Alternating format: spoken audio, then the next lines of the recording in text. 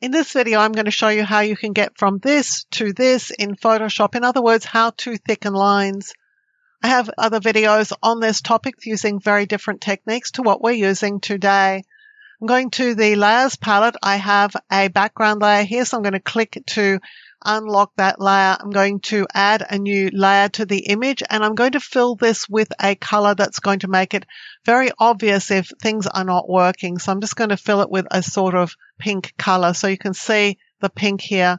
Let's go back and target this layer. I need to remove the white. I just need the black lines left behind.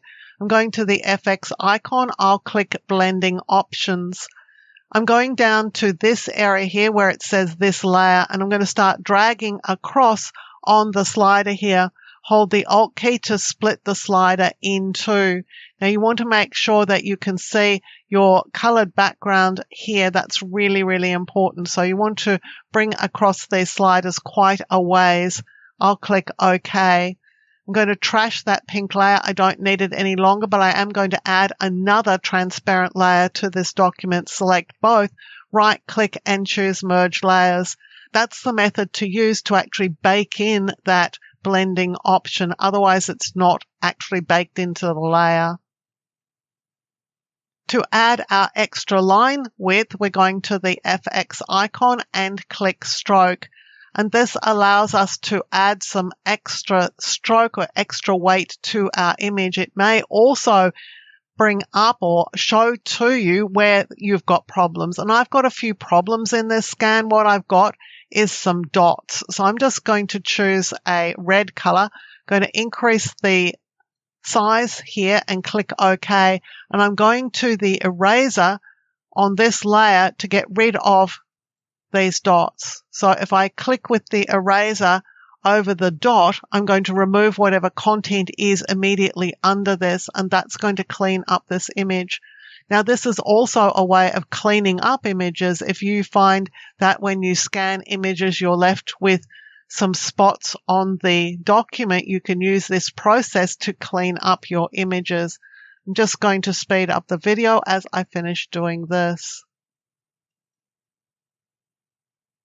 I'm pretty happy that I've got everything here, so I'm going to open up the stroke dialog again, and this time set the color to black.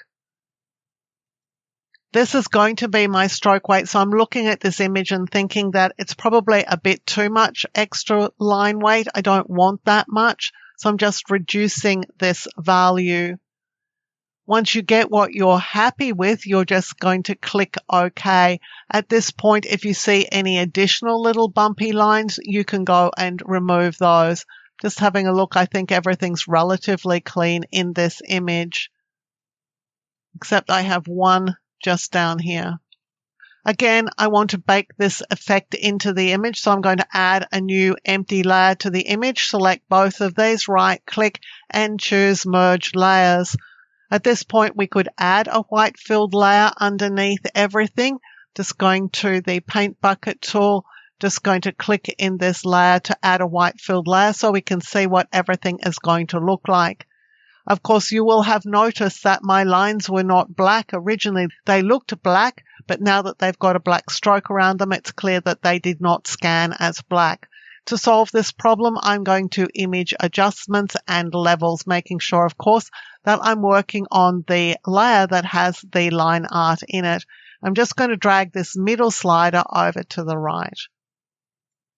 And that makes the previously grey lines with the black strokes around them just black lines. I'll click OK. So that's how you get from this to this in Photoshop using the stroke feature to add some extra weight to your lines. If you like carefully researched content like this, clearly presented in a step-by-step format so that you can get great results, then you'll love my Skillshare content. I'm a Skillshare top teacher. I have hundreds of short courses on Skillshare that you can access along with thousands of other great courses, all for the price of a single subscription. If you're interested, there's a Skillshare coupon for you in the description below to use to sign up. Using this coupon benefits me as a creator, and it helps me continue to make free content available here for you also on YouTube. Thank you for joining me for this video tutorial.